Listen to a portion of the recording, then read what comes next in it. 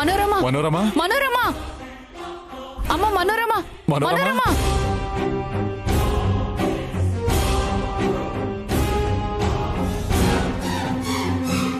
మళ్ళీ ఎక్కడికి వెళ్ళిపోతున్నావు? నువ్వు అప్పుడు చేసిన ఓదార్పులే ఇంకా ఎప్పటికీ వెంటాడుతున్నాయి. చంపేశాను, కొండ మీద నుంచి తోసేశాను అని కబుర్లు చెప్పావు. మళ్ళీ ఎలా బతికొచ్చాడు? ఆంటీ, నిజంగానే నేను వాడిని చంపేశాను. నార్మల్, కళ్ళెదురుగా మనిషి కనబడుతుంటే ఇంకా కబుర్లు చెప్తున్నావు. ఏదో మన అదృష్టం బాగుండి గతం మర్చిపోయాడు. లేదంటే ఈ పాటికి నీతో పాటు నా కూతురి బతుకు కూడా రోడ్డు మీద పడుండేది. అయినా ఇప్పటికీ ప్రమాదం ఏమీ తొలగిపోలేదు. ఏ క్షణాన గతం గుర్తొచ్చినా అంతే. నా కూతురు కొంగు పట్టుకుని తిరగడం మానేసి ఏం చెయ్యాలో అది ఆలోచించు. వెళ్ళు. నాన్న సూర్య, సూర్య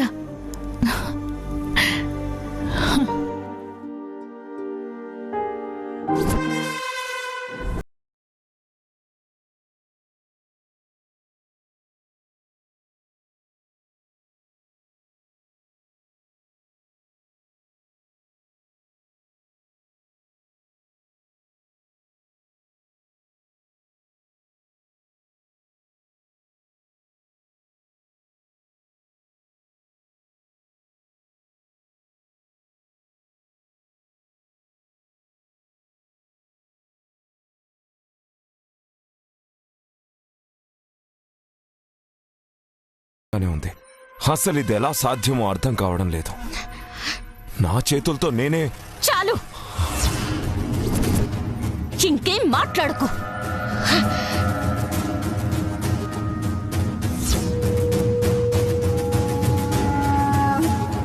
మనోరమ ప్లీజ్, నేను చెప్పేది విను. నీ కళ్ళెదురుగానే ప్రాణాలు తీశాను కదా. అయితే మరెలా తిరిగొచ్చాడు? ఎక్కడో ఏదో తేడా జరిగింది. నేనే కొండ మించి తోసేస్తే మనిషి మొత్తం నుజ్జు నుజ్జు అయిపోయాడు. అందరి ముందే తగలబెట్టేశాను. నీ చేతకానితనాన్ని కుంటి సాకులతో కప్పిపుచ్చాలని చూడొద్దు. తగలబెట్టింది ఆ మనిషినే అయితే మళ్ళీ ఎలా తిరిగొస్తాడు?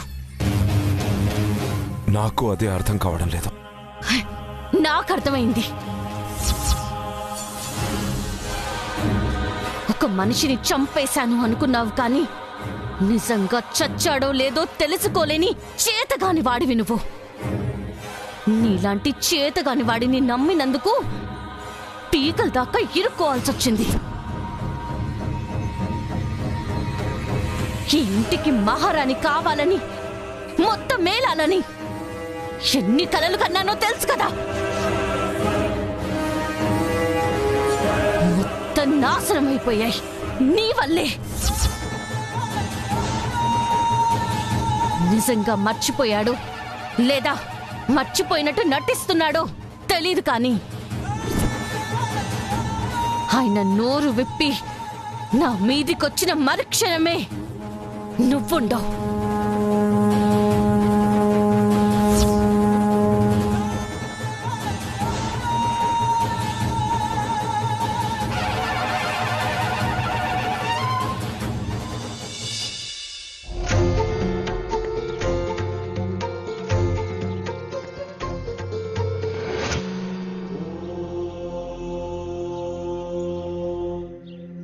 నా బిడ్డ సమస్యకు ఒక పరిష్కారం దొరుకుతుందని మీ దగ్గరకొచ్చాను. కానీ నా బిడ్డనే నాకు అప్పగించారు. మీ రుణం ఎప్పటికీ తీర్చుకోలేను. నా గొప్పతనం ఏముందమ్మా? అంతా ఈశ్వర సంకల్పం.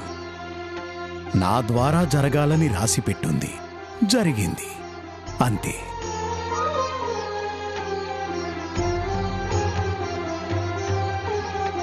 కానీ నా బిడ్డకి ఎన్నాళ్ళీ పరిస్థితి? ఎప్పుడు మమ్మల్ని గుర్తుపడతాడు? ఎప్పుడు అమ్మా అని పిలుస్తాడు?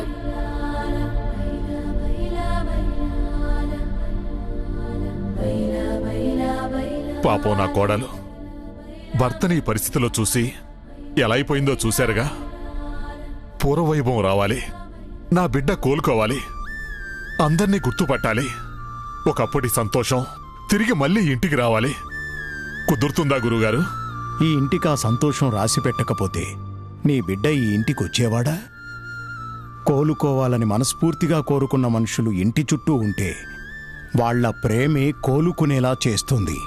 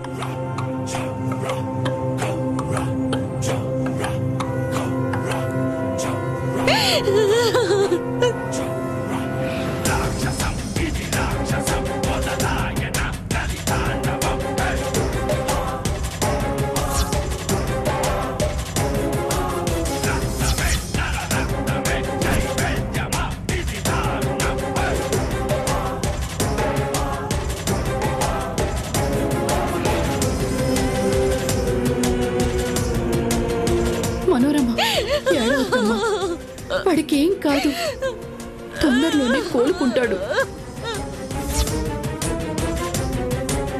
ఊరుకోమ్మా. వదిలేయండి అత్తయ్య.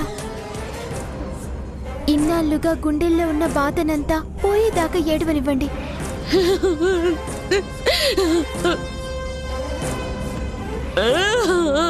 వాళ్ళిద్దరినీ ఏకాంతంగా వదిలేద్దాం. ఈలోగా డాక్టర్ గారిని పిలుద్దాం.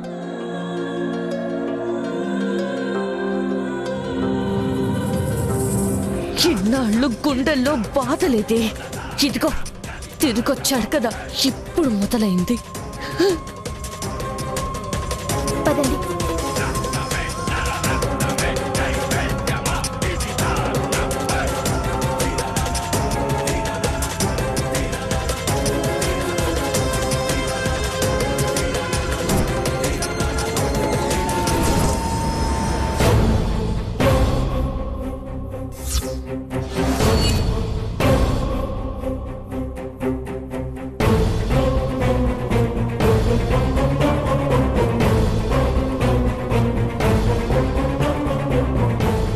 భూషణ్ చెప్పేది కూడా నిజమే కదా.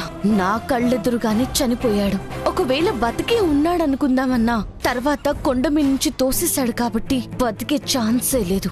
మరిలా బతికొచ్చాడు. పోనీ భూషణ్ అబద్ధం చెప్తున్నాడు అనుకుందామంటే ఈయన చనిపోవడం భూషణ్కి కూడా అవసరమే కదా. అబద్ధం ఎందుకు చెప్తాడు? ఖచ్చితంగా కొండపై నుంచి తోసుంటాడు. అదే శవాన్ని తెచ్చి కాల్చేశారు కదా. మరి కాలి బూడిదైన మనిషి ఎలా బతికినట్టు?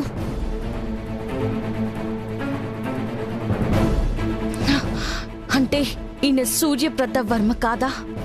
అచ్చం ఆయనలాగుండే వేరే ఎవరోనా?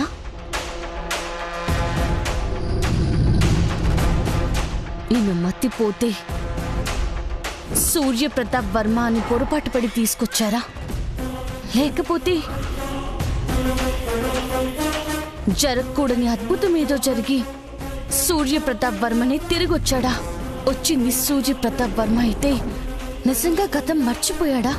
అసలు సూర్యప్రతాప్ వర్మ కాదా?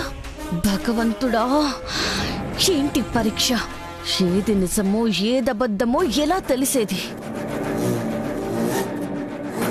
ఎవరు నువ్వు? నా భర్త ఎప్పుడో చనిపోయాడన్న సంగతి తెలుసుకొని అచ్చం ఆయనలా ఉన్న నీ రూపాన్ని ఉపయోగించుకొని ఈ వంశానికి వారసుడు అయిపోదామనుకుంటున్నావా? అది ఎప్పటికీ జరగదు.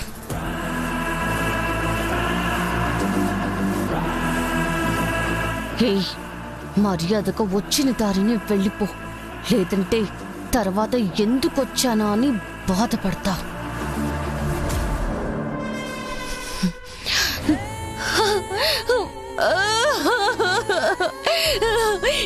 ఏమండి, చూడండి, నేను మీ భార్యని, మీ మనోరమని. ఎందుకు నన్ను గుర్తుపట్టడం లేదు? ఇన్నాళ్ళు మీకు దూరమై అనుభవించిన శిక్ష సరిపోలేదన్నా? ఇంకా ఎందుకు ఈ శిక్ష? ఏమండి, నన్ను గుర్తుపట్టానని చెప్పండి. మాట్లాడండి, నాతో మాట్లాడండి. లేమ్మా, ఏడవద్దులే. ఏం కాదు. డాక్టర్ గారు వచ్చారు చూడు.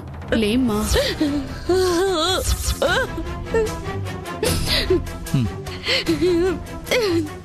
రండి డాక్టర్ గారు, రండి.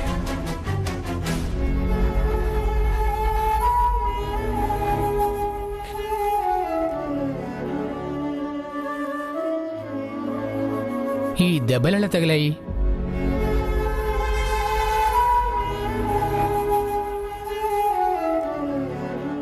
ఎవరో కొట్టి ఆశ్రమం బయట పడేశారు డాక్టర్ గారు. ఆ దెబ్బలకు కారణం వేరే కారణమో తెలియదు కానీ గతమంతా మర్చిపోయాడు.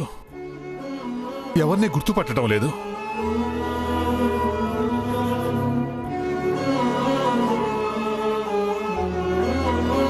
తలకి గట్టిగా దెబ్బ తగలడం వల్లే ఇతని మతిమరుపుకు కారణం. స్కానింగ్ చేస్తే ఇంకా డీటెయిల్డ్గా చెప్పొచ్చు.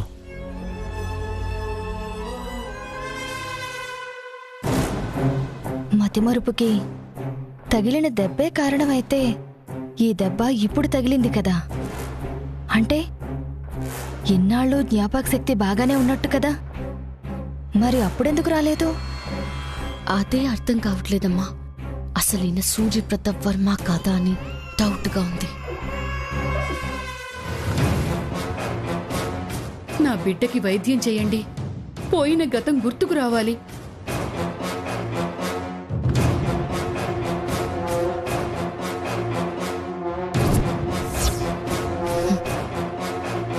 వీల్లేదు, అది మాత్రం జరగకూడదు. షాక్ ట్రీట్మెంట్ ఇచ్చి నర్వస్ని యాక్టివేట్ చేసి జ్ఞాపకాలన్నీ బయటికి రప్పించవచ్చు.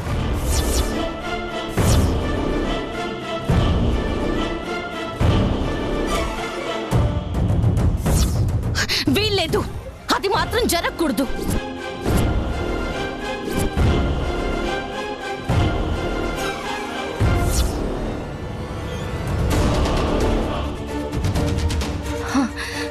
మనసులో అనుకోవాల్సిన మాట ఇలా బయటికి అనేసిందేంటి? పిచ్చిగానే పట్టిందా? దొరికిపోతావే. మనోరమ, ఏమైంది నీకు? ఇలా మాట్లాడుతున్నావేంటి? వాడికి గతం గుర్తుకు రావాలి, మీరు సంతోషంగా ఉండాలని మేం ఆరాట పడుతుంటే అసలు గతమే గుర్తుకు రాకూడదంటున్నావేంటి?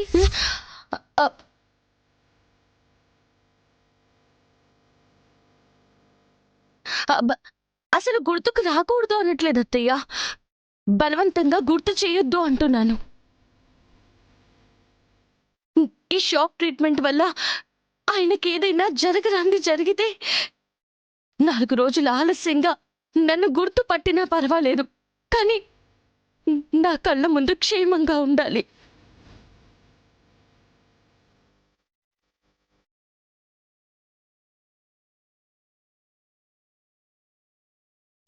ఇప్పటికే ఒకసారి ఆయన్ని దూరం చేసుకొని నరకం అనుభవించాను అత్తయ్య. మళ్ళీ జరగరాంది ఏదైనా జరిగితే తట్టుకోలేను.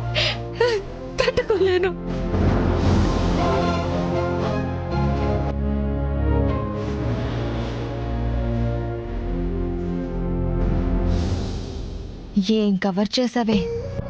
నా కూతురు అనిపించుకున్నావు. ఆవిడ చెప్పే దాంట్లో కూడా నిజం ఉంది.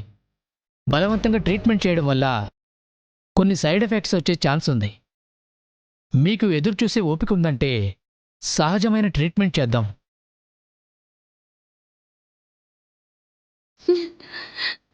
ఒప్పుకు చావండి. వెంటనే గతం గుర్తుకొస్తే నేను చచ్చూరుకుంటాను. మాది ఉందమ్మా తల్లిదండ్రులు. మా బిడ్డ పసివాడుగా మా కళ్ళ ముందున్నా చాలు, చూస్తూ బ్రతికేస్తాం. మా ఆలోచనంతా నీకోసం, నీ సంతోషం కోసం. నువ్వంత భయపడుతున్నప్పుడు బలవంతంగా ఎందుకు చేయడం? డాక్టర్ గారు, మీరు చెప్పినట్టు సహజమైన ట్రీట్మెంటే ఇవ్వండి. అలాగేనమ్మా.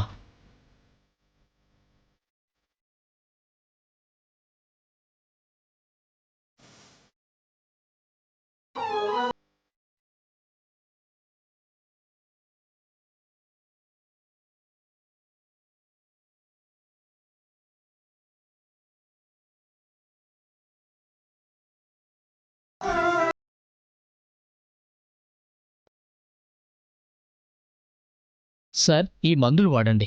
అలాగే డాక్టర్ గారు.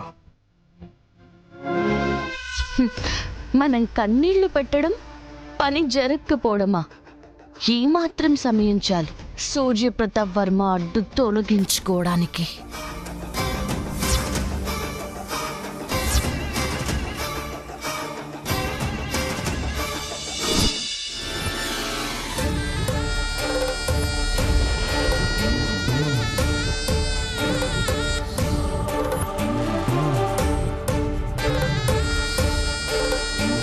ఆయన నోరు విప్పి నా మీదికొచ్చిన మరుక్షణమే నువ్వుండవు.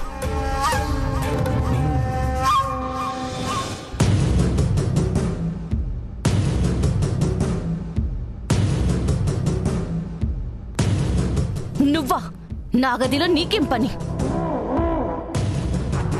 అదేంటి కొత్తగా అడుగుతున్నావు? నీ భర్త వచ్చేసాడు కదా, ఇక నాతో ఏం అవసరమా? ఖచ్చితంగా చెప్తున్నాను, నీ భర్తను చంపేశాను. వచ్చిన వాడు సూర్యప్రతాప వర్మ కాదు. అయినా సంవత్సరం పైన కాపురమే చేసావు కదా, నీకేమనిపిస్తుంది? 1% భర్తను అనిపిస్తున్నాడా? లేదు కదా. మాట్లాడవేంటి? చైతే, నా ఒంటి మీద చెయ్యేసే హక్కు నీకు లేదు. చైతీరా!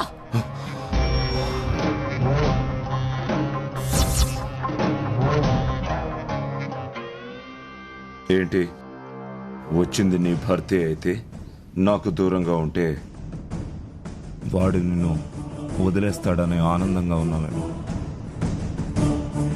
అదే నీ ఆలోచన అయితే బుర్రలో నుంచి తీశాయి. ఎందుకంటే సూర్యప్రతాప వర్మని ముందుగా చంపాలనుకున్నది నువ్వు. విషం పెట్టిన సంగతి ఆయనకు తెలుసు. మనిద్దరి మధ్య అక్రమ సంబంధం ఉందని కూడా తెలుసు. గతం గుర్తొస్తే మిగిలిన వాటితో పాటు ఇవి కూడా గుర్తొస్తాయి. అప్పుడు మొదటిగా ప్రాణాలు తీసేది నీది, నావి కాదు. మనోరమ, మనోరమ!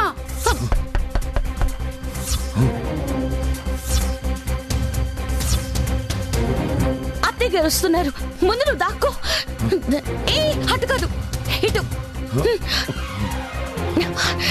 రా, దాక్కో. మనోరమ, మనోరమ! ఏంటత్తయ్య గారు? లోపల ఎవరున్నారు? ఎవరు లేరత్తయ్య గారు, నేను ఒక్కదానే ఉన్నాను. మీరెందుకు ఇలా అడుగుతున్నారు? లేదు, లోపల నుంచి వేరే ఎవరో మాటలు వినిపించాయి.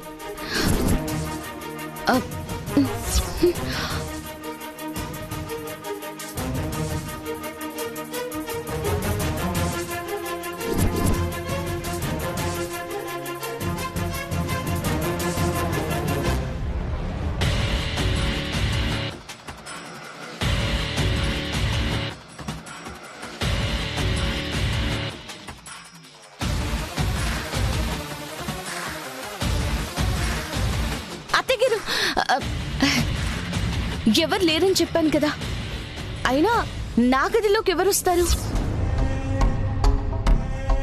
ఏమోనమ్మా, అసలే రోజులు మంచిగా లేవు. ఎవరిని నమ్మాలో ఎవరిని నమ్మకూడదో తెలియటం లేదు. అదేంటత్తయ్య అలా అంటారు? అందరూ మన మంచి కోరేవాళ్లే. మనకి కీడు తలపెట్టేవారు ఎవరుంటారు? ఎవరూ లేకపోతే మరి సంవత్సరం క్రితం నా కొడుకు ఎందుకు కనిపించకుండా పోయాడు?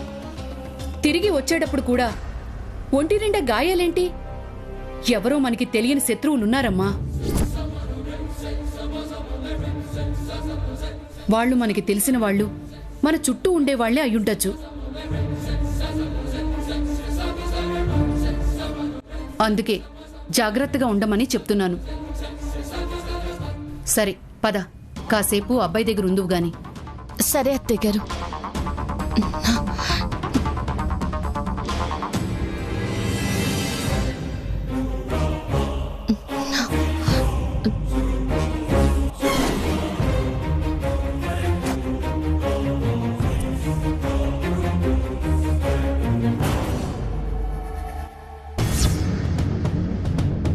మనోరమ నా మీద కోపంతో ఇలా ప్రవర్తిస్తోందా లేదంటే తను జాగ్రత్త పడుతోందా? ఏదేమైనా నా జాగ్రత్తలో నేనుండాలి.